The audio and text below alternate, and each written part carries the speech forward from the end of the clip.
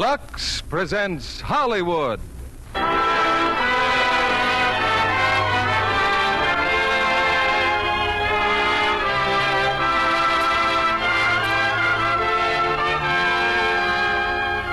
Lux Radio Theater brings you Margaret O'Brien, James Craig, and Francis Gifford in Our Vines Have Tender Grapes. Ladies and gentlemen, your producer, Mr. William Keighley.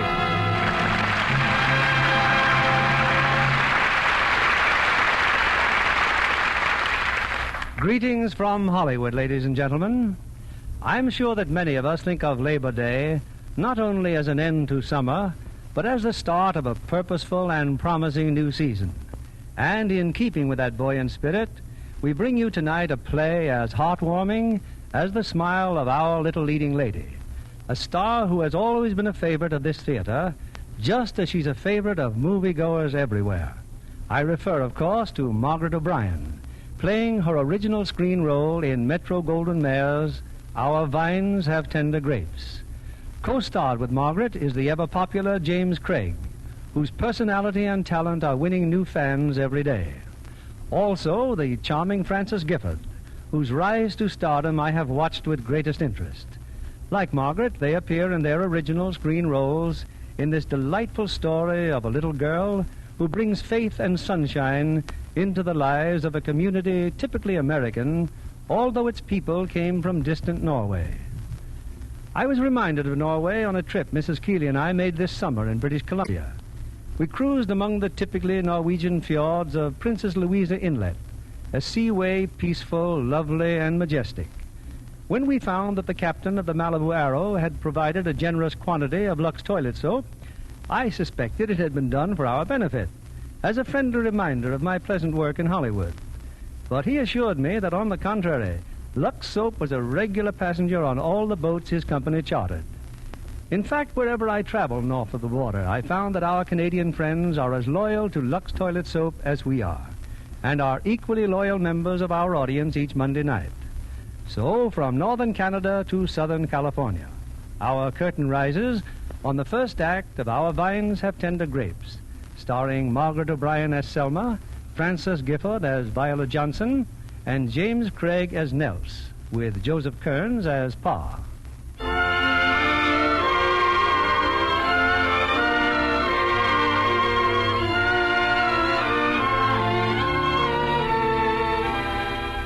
It's late summer, 1942. On a country road in Wisconsin, two small children, wide-eyed with amazement, stare at a tiny body that lies in the dust at their feet. You sure killed him, Selma. You killed him dead. Look it. But I didn't mean to kill you, little squirrel. It was just pretend. Shucks, it's only a red squirrel. They're bad. But he wasn't doing anything bad. He was just eating his dinner, and I picked up a rock, and I almost never hit where I aim, and... Oh, let's go down to the river and play. I want to go home. Hey, look who's coming. It's Editor. Hi, you kids. Hi. Hello, Editor. Well, hop in. I'll drive you home. I'm not going home. I'm having dinner at Selma's house. Aunt Bruna's going to fix egg pancakes. Egg pancakes, huh? Editor, red squirrels are bad, aren't they? Squirrels? Well, I don't know as they're so bad. Why, Selma? What's the matter? Oh, Editor, I just killed a red squirrel. She picked up a rock and killed him dead. But you really didn't mean to, Selma. It isn't what you mean to do. It's what you do. Well, there's enough trouble in the world without grieving over something that can't be helped. You talk like my pa, Editor. That's nice, Selma. Thank you. Hey, who's that down there? It's a lady. What lady? Yeah, what lady? Suppose we find out, eh? Hello there. Can we give you a lift? No, thank you. I'm really enjoying the walk. You're new here, aren't you? Yes. Oh, I'm sorry. It's not a matter of curiosity. You see, I'm Nels Helverson, editor of The Spectator here in Fuller Junction, and when a stranger's seen in this part of the country, well, that's news. Oh, how do you do, Mr. Halverson? I'm Viola Johnson, the new school teacher, 1st to 8th grades. Well, that's wonderful. Meet one of your pupils, Selma Jacobson. How do you do, Selma? Hello. I'm 6. Oh. Oh, and this is Arnold Hanson. They're cousins. Hello, Arnold. Hello. Going any place in particular, Miss Johnson? Oh, just on my way to the Farasans. Well, now, that's quite a walk. Better let us take you. All right, I will. Stand up, Arnold. Don't mind holding a young man on your lap, do you? Oh, I think not. Oh, shucks. You know, Miss Johnson, it always makes a much better news item to pad it with a little human interest. For instance, where does our new school teacher come from? Milwaukee. Mm-hmm. And ask how she likes Fuller Junction, Miss Johnson said. But Miss Johnson doesn't like Fuller Junction, and I'm afraid you wouldn't quote what you'd have to say. Oh, that bad? Well, for one thing, it's awfully small. Well, so's a diamond, Miss Johnson. Well, tell me, what is there in Milwaukee you can't find right here? Oh, well, Milwaukee's a city. There are concerts and lectures, theaters. It's exciting. Well, if that's what you wanted, why'd you come here? Oh, well, it was no choice of mine, Mr. Harbison. You see, I'm studying for my Ph.D. in education. That requires a year of practical teaching. My parents are Norwegian, and when the university heard I spoke the language, well, here I am. At the end of the year, I go back. It's just as simple as that. Why is everybody here Norwegian, Editor? Well, because most of them came here from Norway, Selma. But they aren't Norwegians anymore. They're Americans. My pa calls me Yentemi. That's Norwegian. That means girl mine. My pa just calls me. Well, this looks like the Parasan Farm, Miss Johnson. Oh, by the way, if you have any spare time, I'd like to show you some of the things around Fuller Junction you can't find in Milwaukee. Oh, I'll have plenty of spare time, Mr. Halverson. Thank you very much. Goodbye. Bye. Bye, Selma. Bye, Arnold. Goodbye. I wonder if Miss Johnson ever ate egg pancakes. You know something, Selma? I'll bet she never did.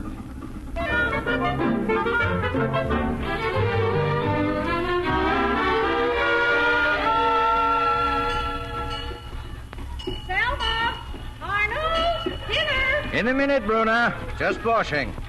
Can I pump the water for you now, Pa? I'm pumping, Uncle Martinius. I'm the guest. Oh, nobody has to pump. I'm all finished. I have something for you, Yentemi. Come over here to the barn. My roller skates? Is that it, Pa? No, not roller skates. Roller skates are for your birthday. Look, Yentemi. Jeepers. A calf. Yes, Yentemi. Is it my calf? My very own? Your very own. Oh, Pa, I'm so happy. It's good to be happy. Selma killed a squirrel, Uncle Martinius. Killed him dead. Yes, I know. She just told me about it. Oh. Pa, do you think while I was killing the squirrel, the calf might have been born just about then? It probably was, Yentemi, just about then. Jeepers. Martinius! Oh, coming, Bruna. Coming.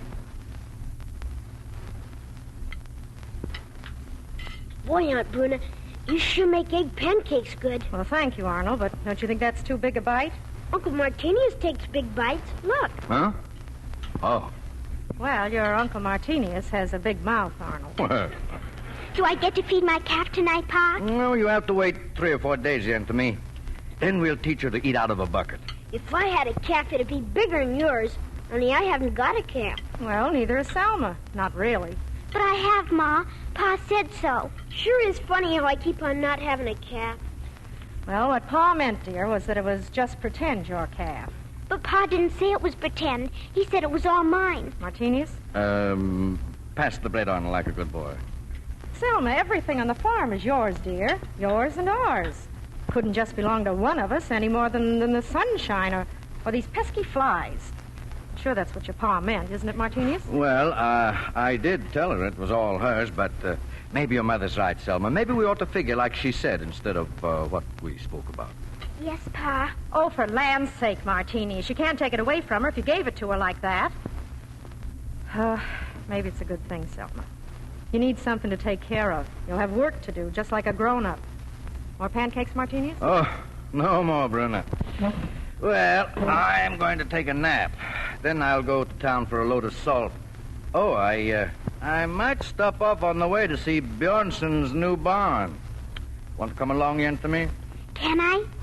I gotta go home. Gotta catch rats. My pa gives me 2 cents a rat. Huh. You know, Bruna, they tell me Bjornson's new barn is as near rat-proof as you can build them. Bjornson's new barn. The way you men talk about a new barn. And Mrs. Bjornson's wanting inside plumbing for the last 10 years. Can't have everything at once, Bruna. No, but I bet there are times when she wishes she was a cow. You know you'd be walking around with your chin up to here if we had a new barn. Up to here is right. Up to here in debt. Those are fine pancakes, Bruna. And fine pancakes or not, no barn. Well, I gotta go ratting. Bye, Aunt Bruna. Bye, Selma. Bye, Uncle Martini. Bye, Arnold. Bye. Pa, why do you always take a nap on the floor? Why don't you ever take a nap on the sofa? Oh, I don't know, Yantamy. Sometimes I just like sleeping on the floor, I guess. Do you want a new barn, Pa? Well, every man wants a new barn, Yantamy. Then I'll pray for one. That's nice, Yantamy. But it'll take more than praying. Gosh, what's one more barn to God? Pa, I sure love you. That's nice, too, Yantamy. That's nicer than the biggest barn in the world.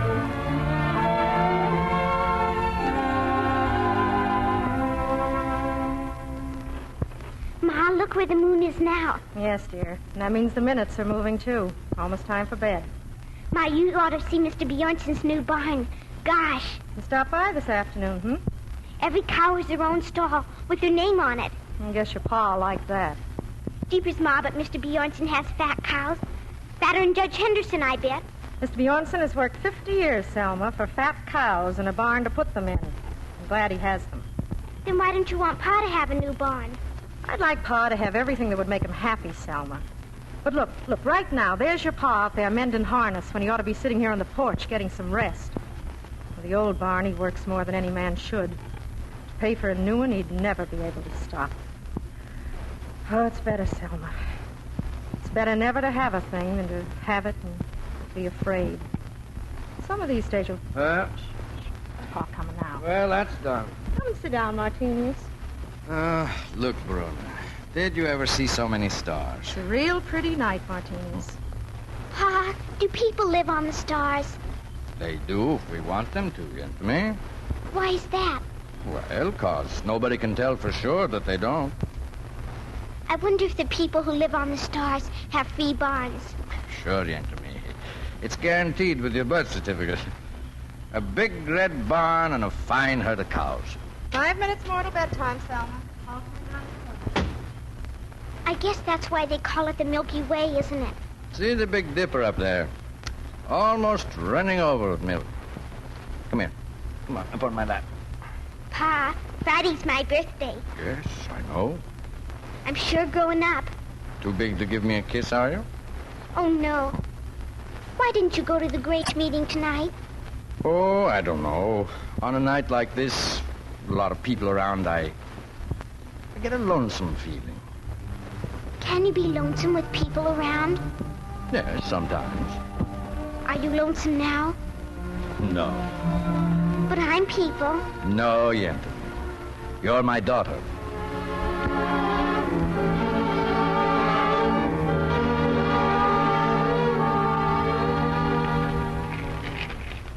This sure ain't much of a place to roller skate. It's a fine place. It's solid cement all around the silo. Anyway, there isn't any other place to skate on a farm. When do I get my turn? They were my birthday present. You can have your turn after a while. I want my turn. Uncle Martini said I could have a turn. But they were my birthday present. You're a big old pig. I am not. You're a big old pig and you eat slop. I was going to let you have a turn, but now I won't. I want a turn. You're a big old pig. I want a turn. Aunt Rona! What's the matter now? Someone won't give me a turn on the skate. Selma, let Arnold have the skates this minute. Oh, all right. Tattletale, why don't you go home? 'Cause I want my turn. And if I don't get my turn, I'll tell your pa, too. If you do, I'll slap your face. Here I go. All right, there. Aunt Bruna! Aunt Bruna! Someone won't give me a turn. She pushed me. She pushed me. Selma, Yes, Ma. stay right where you are. Martinez, Yes? I want to speak to you. Oh, I'm just about to milk, Bruna. Selma won't let Arnold play with her new skates.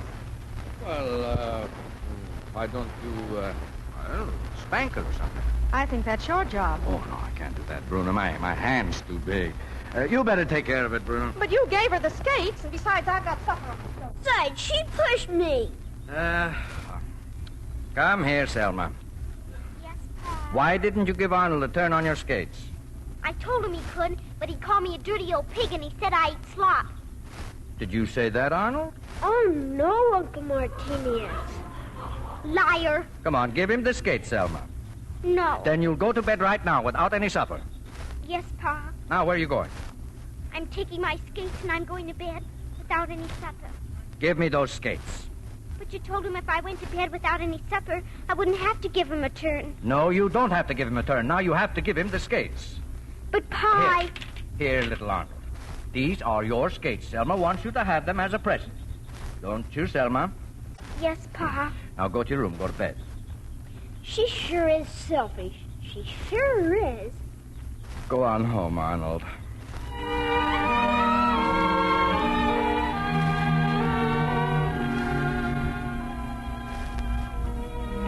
Pa, is that you in the sitting room? I'm trying to read my newspaper. Oh, What do you want? Get away from those stairs. can't I even kiss you goodnight, Pa? Go back to bed.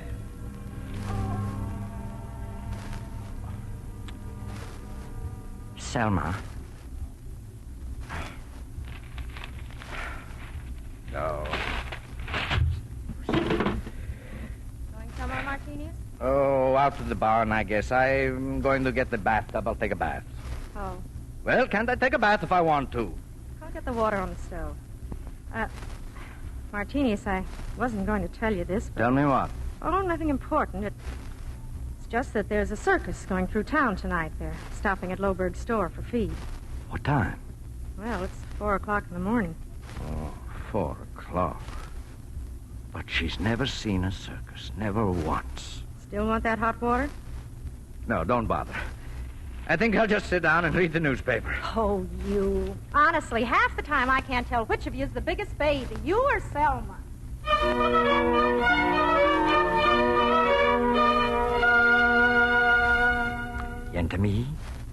Yentamy, wake up. What's the matter? There's a circus. A circus is going through town. I want you to see it. I want to sleep. But a circus, lions and tigers, elephants maybe. Elephants? I'm going to take you. Oh, but Pa, I'm too Oh, tired. come on now. Wake up, wake up. A real circus? Yes, Yentamy. What do you think of that? A real circus.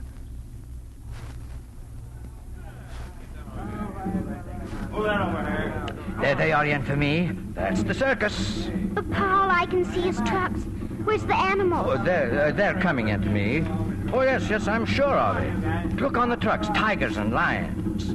But they're only pictures of animals. Yes, but inside there are wild animals. And look how close we're standing to them. Pa, I'd like to see the wild animals without the trucks. Well, yes. Let's walk down there. Oh, look, Pa, a real elephant. Where? Oh.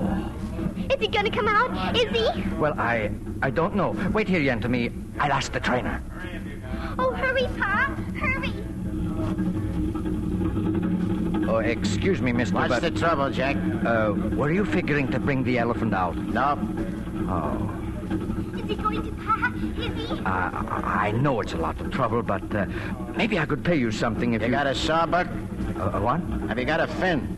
Well, I'd be willing to pay... Have you got $5? $5? Oh, $5. 2, 3, 360. You know, I never carry much money around.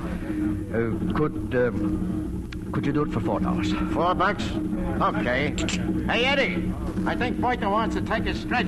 Let's get her over the truck. Oh, what did he say? What did he say? He said he was always glad to show elephants to little girls. Come on. Jeepers, look at him. Yes, look at him. See, he's getting off the truck. Look, his skin's too big. You want she should do some tricks, little girl? Look at her. He's sitting up like a puppy dog. Oh, what a wonderful elephant. All right, Boynton. Knees. On your knees. Oh, that's a wonderful trick. That big elephant on his knees. Like to take a ride on her trunk, girlie? Oh, well, is it all right? Oh, sure. Here we go, kiddo. Up you go. Oh, look at me. Yeah. Look at me. Just hang on there, sister. She'll take you for a little walk. Oh, We're shoving off. Get going. That's us, mister. I'm sorry to walk us out. Hold still, Bertha. Head down. Way down. Now jump off, sister. oh, thank you. Thank you very much. That's okay. A nice little kitten. Pa, did you see him lift me up? Did you? Oh, I should say. Did you like it yet to me? Oh, yes. Goodbye. Goodbye, elephant. Jeepers. Oh, Pa.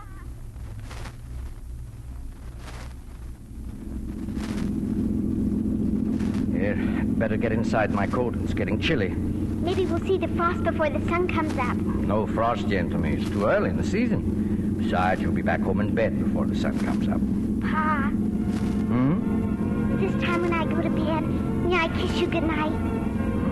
Yes. I'm sorry about this afternoon. You know, sometimes I get a meanness inside of me, like when you get lonesome. Yes, I know yet to me. This has been about the nicest summer of my life. You'll have more yet to me, even nicer.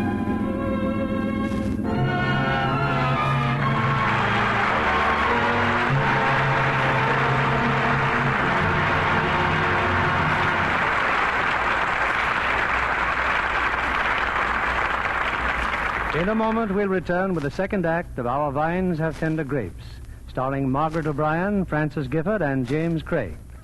Meanwhile, here's Libby Collins, our Hollywood reporter. What have you been up to, Libby? Oh, I had a fascinating afternoon out at the Warner Brothers studio, Mr. Keeley. They were telling me something about the filming of Night and Day, their new Technicolor musical. The picture that celebrates the 20th anniversary of sound. Yes.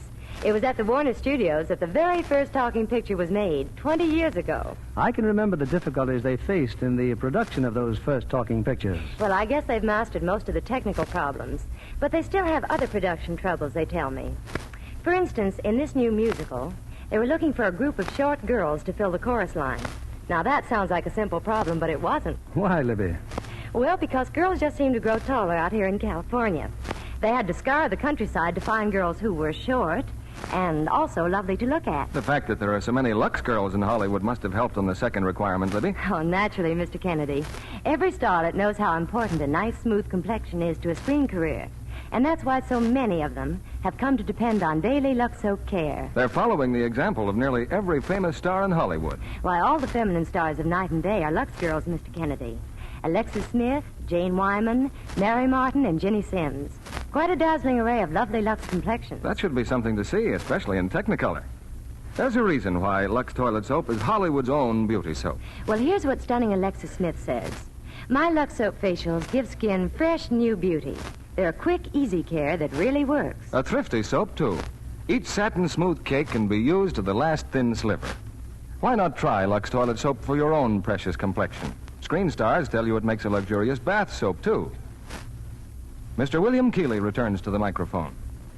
The curtain rises on Act 2 of Our Vines Have Tender Grapes, starring Margaret O'Brien as Selma, James Craig as Nels, and Francis Gifford as Viola Johnson, with Joseph Kearns as Pa.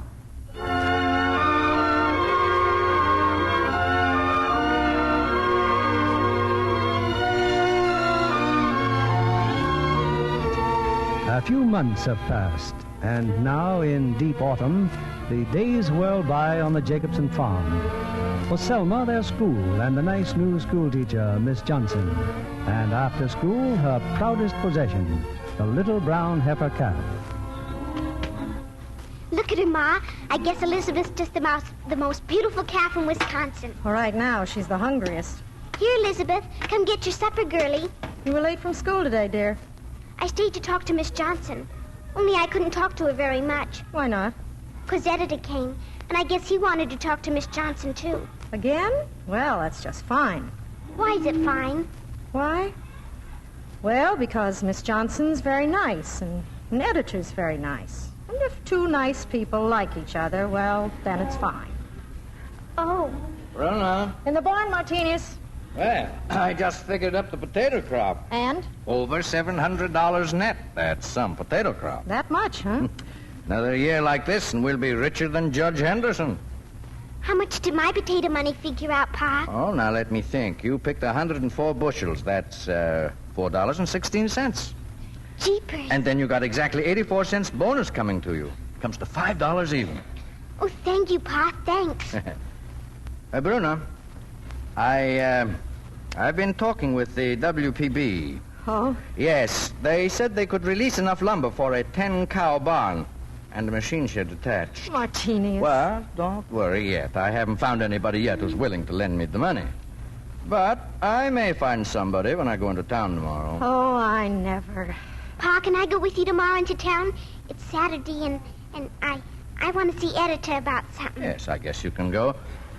Snow tonight, Bruna. Snow for sure. Ma, how many days is it till Christmas? For God's sake, Selma, one less than it was yesterday. Ma, can I take the catalog with me into town? What for? It's a secret. Oh, well, I guess so. Selma, you know something? Your pa broke his jackknife the other day. He did? Mm-hmm. He could probably use another. Oh, thank you, Ma. Thanks.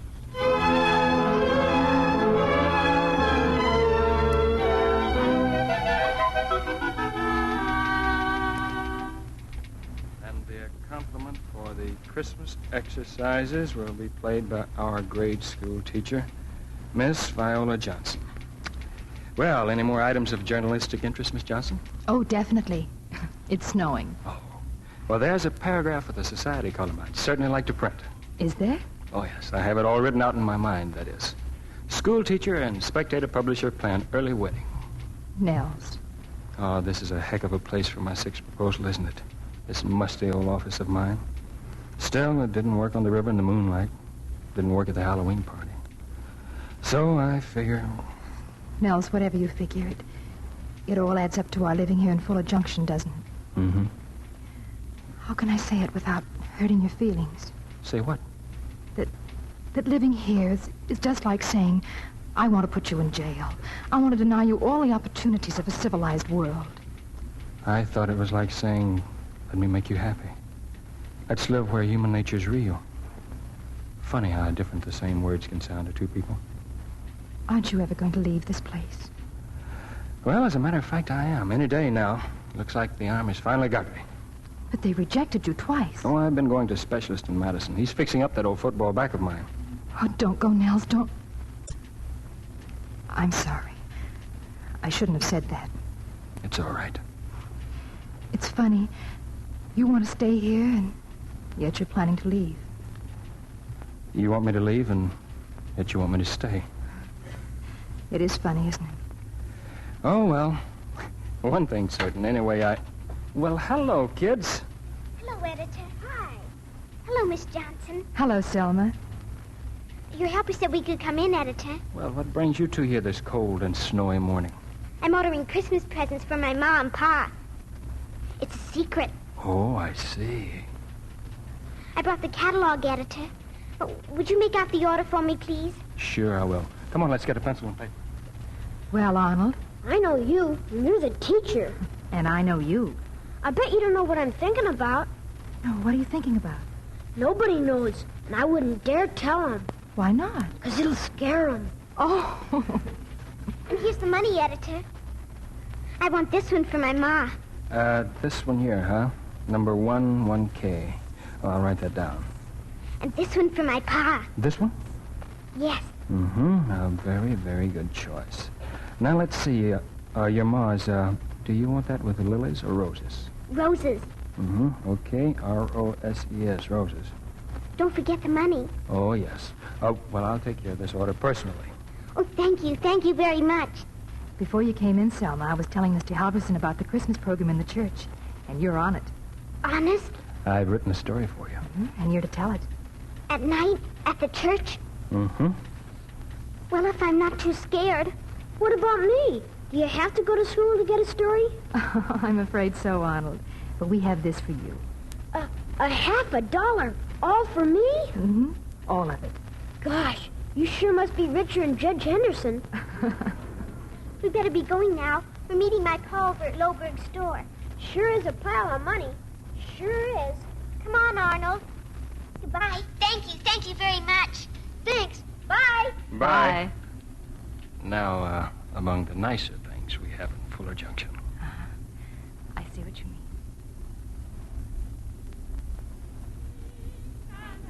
Nature sings, and hand and nature sings. Is it now, Bruna? Now does she give the story? I think so. Oh, what if she forgets, Bruna? I tell you, Martinius, you're We worse than she continue our is. Christmas program now with a recitation by Selma Jacobson. Jeepers, Miss Johnson, I'm scared. Oh, you'll be fine. Now walk out nicely. It was tax time in Palestine, and all the people had to go to the county seat to pay what they owed. And some of them had to go to the town of Bethlehem. And among these were Joseph and Mary, who lived in the town of Nazareth. Joseph led a donkey, and Mary rode on the donkey. But they were getting very worried because it was getting dark, and Mary was going to have a baby. As soon as they got to Bethlehem, they went straight to a hotel. But the man in charge of the hotel said, "I'm sorry, but we haven't any rooms at all. We are all filled up. You will have to go someplace else." But when Joseph explained that they needed a room very badly, the manager said, "You may go out into the barn. I'll have the hired man throw some hay into the manger for you." So they went out into the barn. Out on the hillside beyond Bethlehem, a shepherd was lying there sleeping when suddenly he woke up with a light shining in his face. He saw a star hanging in the sky low over Bethlehem. Then he saw 3 riders with 3 camels going towards Bethlehem. The 3 men rode their camels straight to the hotel and got down from them and went to the manger, because it was there that the star shone most brightly. There they found a man, a woman, and a little baby. They gave presents to the little baby, and then the air was filled with the sounds of angels singing. "Peace on earth," sang the angels, "goodwill toward men." The mother heard it, and Joseph heard it, and out on the hillside the shepherd heard it, and the people of Bethlehem heard it, and in Jerusalem a king heard it. And then the mother looked down at her little baby and said to Joseph, "Look, there's a light around the head of our baby, a shine that is soft like moonlight." And Joseph looked and nodded, and then he looked at Mary and said, "There's a light around your head, too." And then the mother hugged her baby closer to her, as if she were afraid for it. And then the 3 of them listened to the song of the angels, which filled the whole world. And the baby cried.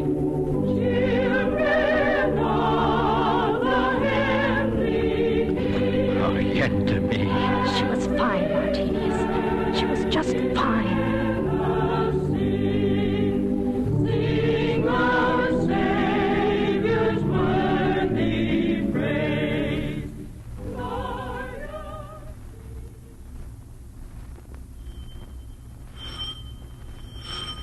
Mother, here, Christmas callers, Christmas callers. Well, open the door. My goodness, Martinius!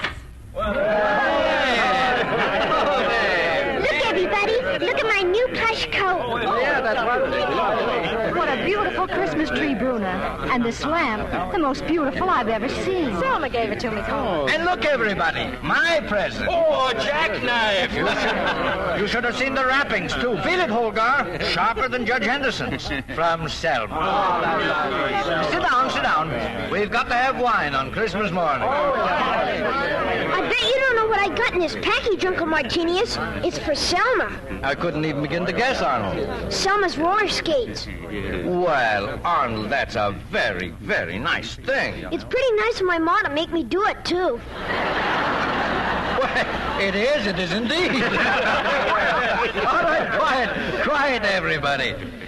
Well, I guess since Bjorn Bjornson here is the eldest. And owns the biggest barn in Fuller Junction. And the biggest barn. I think he should say the words. Merry Christmas, everyone. Merry Christmas. Happy and prosperous New Year. Skål. It will be a prosperous New Year. Oh, I have some news to tell. I talked to the bank. Yeah? They think we should put up a new barn here. When, Martinius? As soon as the winter breaks. Well, then we drink to a Merry Christmas and a new barn. Especially the new barn. We already have the Christmas. What are you going to do with the old barn? I use it for storage space. Yeah, you always need more storage space around the barn, Bruna. And the debt? What will we do with the debt? We'll drink to it. We'll drink to that, too. Skål, everyone. To the biggest debt in Fuller Junction.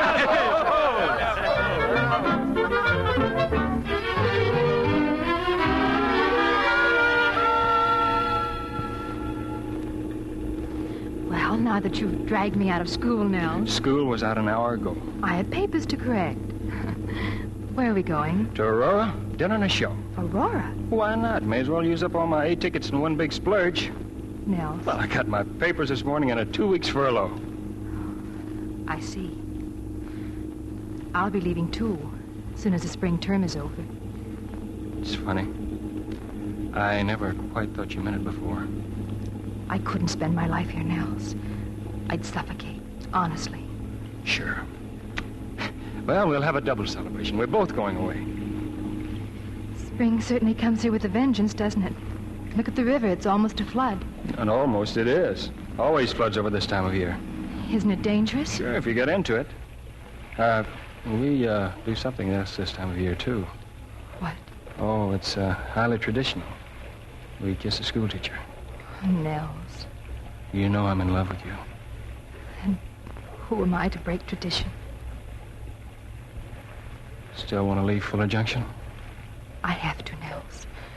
I just have to. Sure. Sure, I guess I understand.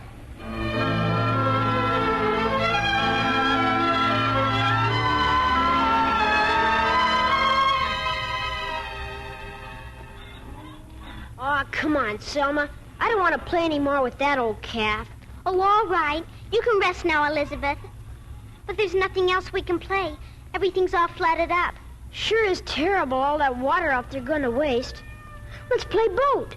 We can't play boat because we haven't got a boat. We do so. There's an old tin bathtub. We can play that the bathtub is the boat. It wouldn't work. We can find out, can't we? Come on, let's drag her down near the river.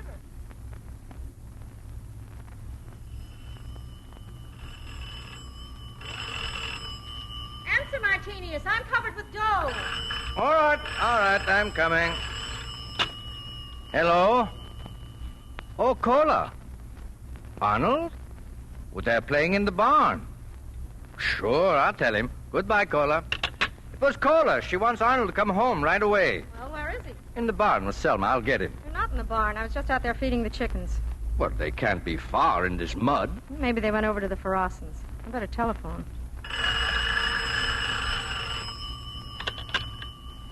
1M3, Emily. Oh, pretty good, thanks. Only wish this flood'd go down. Hello, Mrs. Ferrason? This is Bruna Jacobson. Got a couple of kids there, name is Selma and... What? When? Why didn't you... All right, thanks. Bruna. They're in the flood. They've got the bathtub in the river. Oh, Martinius. Then maybe I can get to them. What if you can't? I don't know. But they can't drown. They can't. Call some people in town. Tell them to go to the bridge.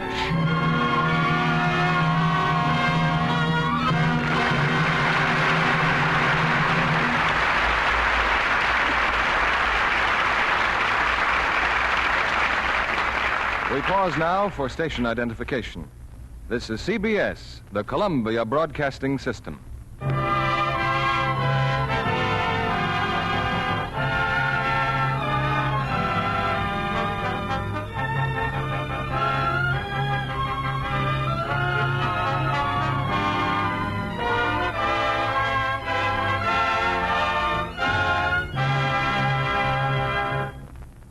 In a moment, we'll bring you the third act of Our Vines Have Tender Grapes, starring Margaret O'Brien, Francis Gifford, and James Craig. From south of the border comes our lovely young guest tonight, Miss Linda Christian, who, after a much-traveled life, discovered that all trails lead to Hollywood, and in her case, to Metro-Goldwyn-Mayer Studios. Right, Linda? That's right, Mr. Keeley.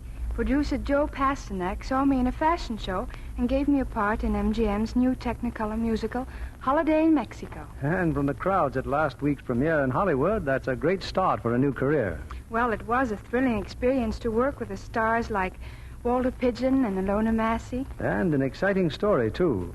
Terrifico, as you say in Mexico. Sir. With plenty of colorful music to go with it. Yes, there's Jose Iturbi and Xavier Cugat, and the lovely new singing star Jane Powell, She's beautiful to watch as well as to listen to. Well, Linda, when our audience sees you in Holiday in Mexico, especially in those close-ups, I'm sure they'll agree that you're a match for anybody with that gleaming auburn hair and flawless complexion. Thank you, Mr. Kennedy. You're looking at the Lux complexion, and Lux toilet soap is one thing that always went in my traveling case. The stars of my picture use it, too. Thank you, Miss Linda Christian. I'm sure with such beauty and talent, you're slated for success. Exacting camera close-ups call for lovely, smooth complexions. And here's the beauty care that Hollywood stars depend on. Daily active lather facials with Lux toilet soap are so simple. Just smooth the creamy lather well in, rinse with warm water, then cold. Pat dry with a soft towel. Give skin quick, new loveliness.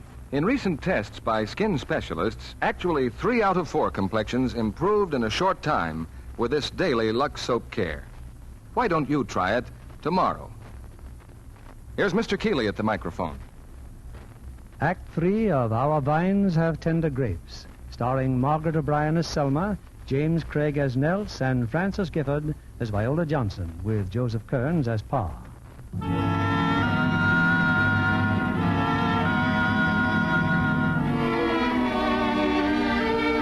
30 minutes have passed. Trapped by the swirling currents of a swollen river, Selma and Arnold huddled terrified in the improvised boat that bears them ever closer to the waterfall beyond the bridge. On the bridge, a dozen villagers stand by the rail, peering intently upstream.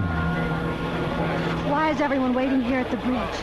How do you know? Maybe they've passed already. Someone would have seen them, Cola. All we can do is wait. Wait, that's fine. How do you think I feel? That's my little boy down there is going to drown. Hey, Jacobson's coming. Martinius! Mr. Bjornson! Cola, tell me. No sign of them yet, Martinius. I cut across Ferrason's farm as far as I could. The water's too deep. I didn't even see them. Well, why didn't you watch them? Why did you let them get away like that? I don't know, Cola. Oh, I'm sorry, Martinius. It wasn't your fault any more than it was mine. Look, there it is. They're coming. They're coming. But it's empty. The bathtub's empty. No, it isn't empty.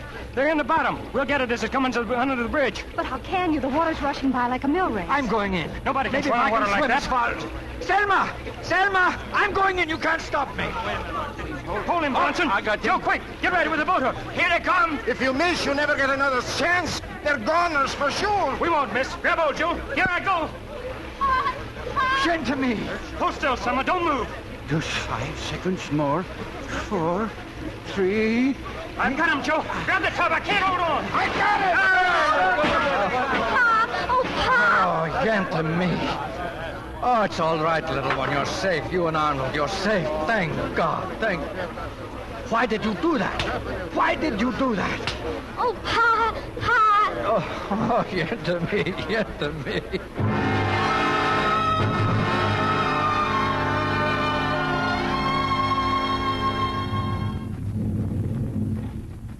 Look at them, Arnold. Wild geese. They're coming back.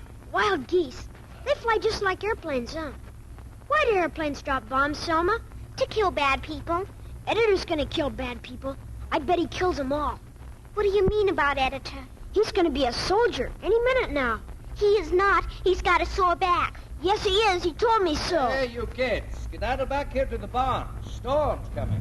Race, Arnold. We're coming, Pa. We're coming.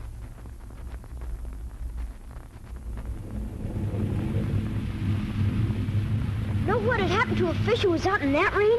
He drowned dead. Yes, I guess he would, Arnold. Well, milking's about done. Pa, Editor isn't going to be a soldier, is he?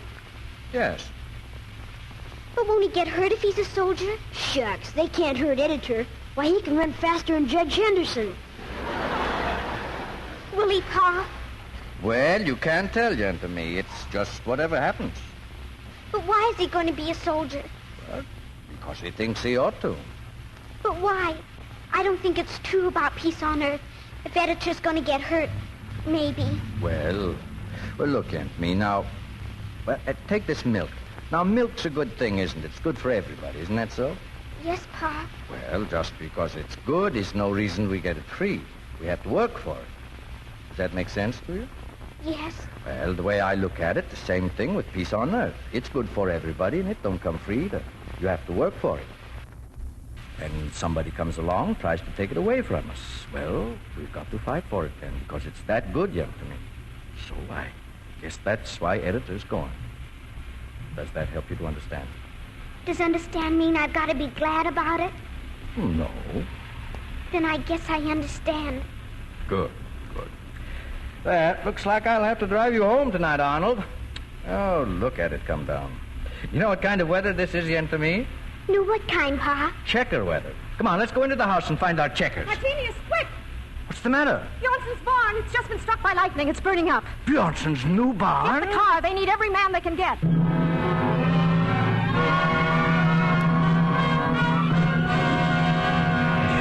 never put it out now. Those cows, Indian, you're going to death.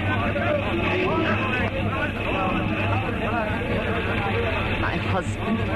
My poor husband. He'll be all right, Mrs. Bjornson. Martinez got him out in time. He'll be all right. There's no insurance at all. No.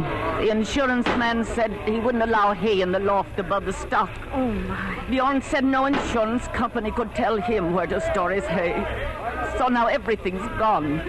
Barn, stock, hay, everything. Such a pity. Oh, that shooting. Well, they saved a few cows. But the others, it's better they don't suffer. It's better. 50 years he worked for this, for his new barn. He is an old man, Bruno.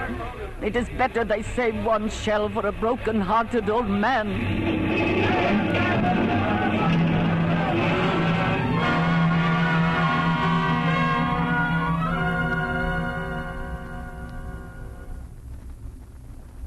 It's after midnight, Martinez. Go to bed, dear. I just sit here and think. Those were prize cows, Bruno. I shot 21 purebred jerseys.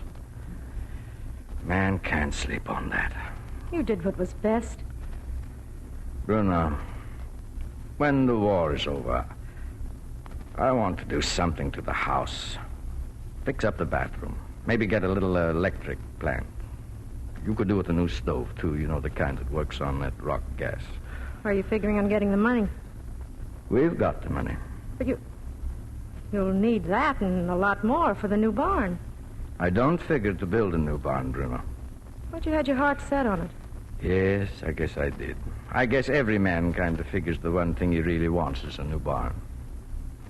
That's mostly foolishness. I'm not so sure, Martinez. Maybe if a man wants a new barn as bad as you do, maybe he ought to have it. Not if it costs a price a man isn't willing to pay. I've got you, Bruno. I've got Selma. Now, if I had a new barn, I'd have everything. There wouldn't be anything else I'd want. You know, maybe it's a good thing for a man to want something. Something that he's never going to get. Just to keep his interest up and help him take care of the things... Oh, here now, Bruno. Here. Bruno. Nancy, just look at me. Oh, I don't know about you, but I'm going to bed. Church in the morning, Martinez? Yes, I think I'd like to go to church. I think I'd really like to go.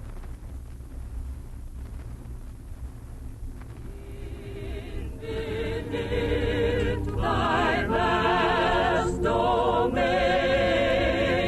everlasting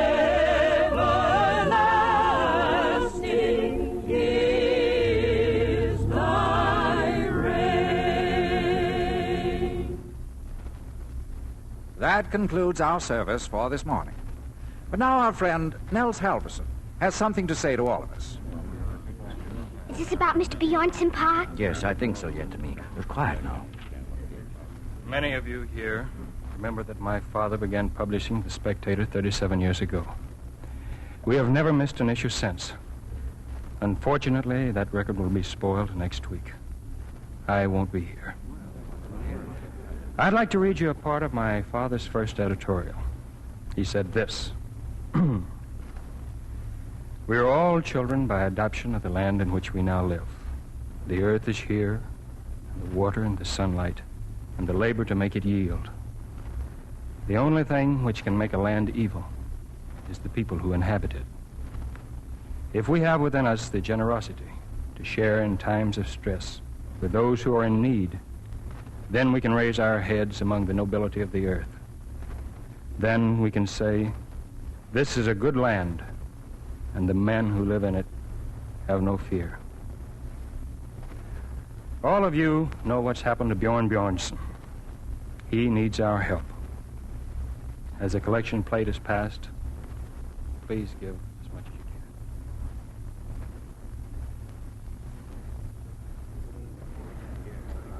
can. Got it figured, Viola? Oh, Nels, it's terrible. Not even $50. Well, I guess that's that. Nothing I can do but tell them, let them go home. What I'd like to tell them is... Hey, what's she waving her hand for? Selma Jacobson. She wants to say something. Let her, Nels. What is it, Selma? If we don't have any money to give, can you give something else? You can give anything you wish. Then I give my 9-month-old brown heifer calf. Oh, that's funny. She's still my jersey. I've got papers. Martinius, is it all right for your daughter to make this gift? Well, it's her calf to do it as she wishes. She says she gives it, so I guess she gives it. Thank you, Selma. Mr. Editor, I give 2 pigs, a Holstein cow, 2 tons of prime clover hay. I give half my silence. Keep track, Viola. The dam's broke. We'll be glad to give 2 work horses, 30 bushels of corn. My son Arnold has a gift to make. I give my goat. I give my goat, and his name's Henry. 100 bushels of oats. What's our big 5 tons of Timothy hay.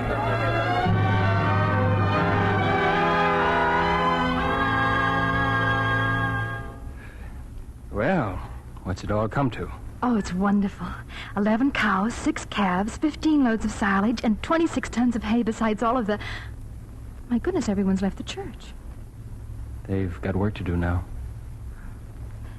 Nels. Hmm? Do you think if I asked the school board, they'd reconsider my resignation? They might, if the reasons were good enough. It's going to be a little bit difficult to explain that I've fallen in love with the whole town. I'm afraid they wouldn't understand that, but, well, if you'd fallen in love with one person in the town, that might be good enough reason, if it were true. It's true, Nels. It's been true for a long time. But it wasn't until this morning that I understood why. You suppose a fella can, kiss a girl in church? Well, I think under the circumstances it's quite permissible. Arnold, where are you? Just a-sitting in church, Ma. Will you come out here this minute? Shucks. Just when you were going to start kissing. Well, how do you like that?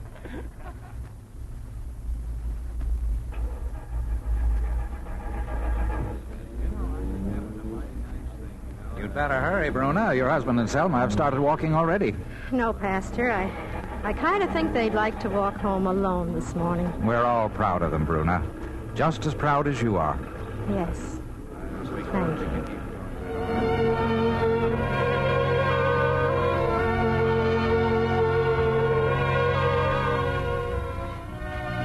Pa, Yes? do you still have that lonesome feeling inside of you? No.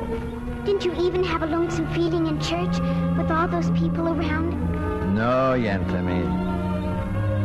I guess spring's here. Look at the pussy willows by the roadside. The grass is growing too. And me, Pa. I'm growing too. Yes, Yantlamy. All of us. We're all growing.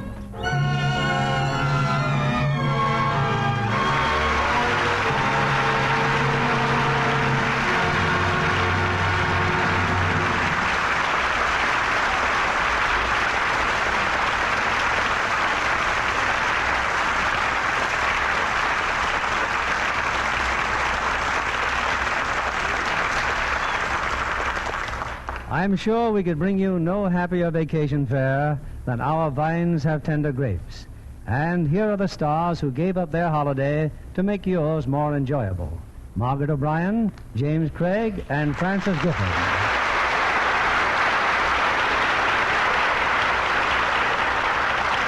Margaret, I saw you and your mother in a newsreel the other day. You were placing your hand and footprints in cement at Grauman's Chinese Theater. I saw that too, but tell me, why'd you take your shoes off before you placed them in the cement? Because it's easier to wash your feet than to clean your shoes. That's very sound reasoning. And right close to my footprints are Mr. Charles Lawton and Mr. Edward G. Robinson. They're very good friends of mine. And I'm a pebble throw from Judy Garland. Well, I'd say you were in mighty good company, Margaret. And those are neighbors who'll never move away. Incidentally, Margaret, I understand that in your new Metro Goldwyn Mayer picture, Three Wise Fools, you play the part of a little Irish girl. That's right, Mr. Keeley. And it's about time an O'Brien had an Irish role. I hear you have an Irish brogue, too. Shouldn't I play the role of Sheila O'Monaghan, and I come from Ireland with me old manservant, telling Fenwick to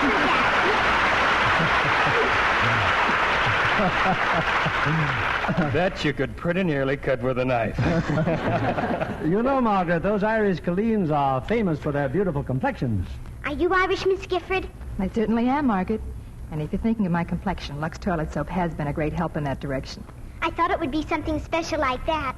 And I'm sure our audience will think your loveliness is something special, Frances, when they see you in Metro Goldwyn Mayer's picture, Little Mr. Jim. Thank you, Mr. Keeley. What are you presenting next week, Mr. Keeley? Next week, we're bringing our audience the drama of two fascinating people in one of the most popular plays ever to reach the stage or screen, The Barretts of Wimpole Street, starring Loretta Young and Brian Aherne. I might add that Brian plays the role he first created so successfully on Broadway. The Barretts of Wimpole Street is the tempestuous love story of Elizabeth Barrett and Robert Browning, their dramatic struggle against misunderstanding and misfortune in one of history's most famous courtships. Well, that's a play your audience won't want to miss, Mr. Keeley. Congratulations. And good night. Good night, and all our warmest thanks. Good night.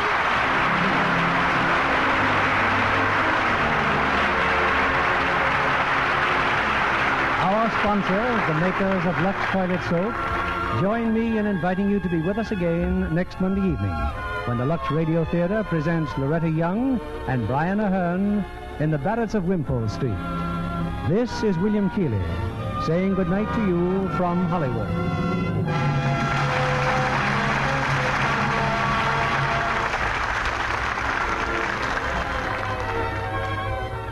Every housewife knows how hard it is to buy all the soap she needs. But not everyone understands the reason why, and that is the worldwide shortage of fats and oils. Both are necessary to the manufacture of soaps and many other essential goods. It'll be a long time before our production of fats and oils is up to the pre-war mark. If you want to help prevent a serious shortage of soap, here's what you can do. Keep on saving every drop of your used kitchen fats. Your butcher still gives you 4 cents for every pound you turn in. Get all the food value from your cooking fats, but don't throw them away after you've used them. Pour the fat into a salvage tin and take it to your butcher. Think how much it would help if everybody, every day, would save every drop of used fats. Margaret O'Brien, Francis Gifford, and James Craig appeared through the courtesy of Metro Goldwyn Mayer, producers of A.J. Cronin's The Green Years. Heard in our cast tonight were Joseph Kearns as Pa, Marissa O'Brien as Cola, Johnny McGovern as Arnold, Dorothy Scott as Bruna, and Griff Barnett, Edwin Cooper, Janet Scott, Tyler McVeigh, Cliff Clark, and Charles Seal. Our music was directed by Louis Silvers. Our Lux Radio Theater production of Our Vines Have Tender Grapes has come to you with the good wishes of the makers of Lux Toilet Soap, Hollywood's own beauty soap. This is your announcer, John Milton Kennedy, reminding you to tune in again next Monday night to hear The Barretts of Wimpole Street with Loretta Young and Brian Aherne. This is CBS, the Columbia Broadcasting System.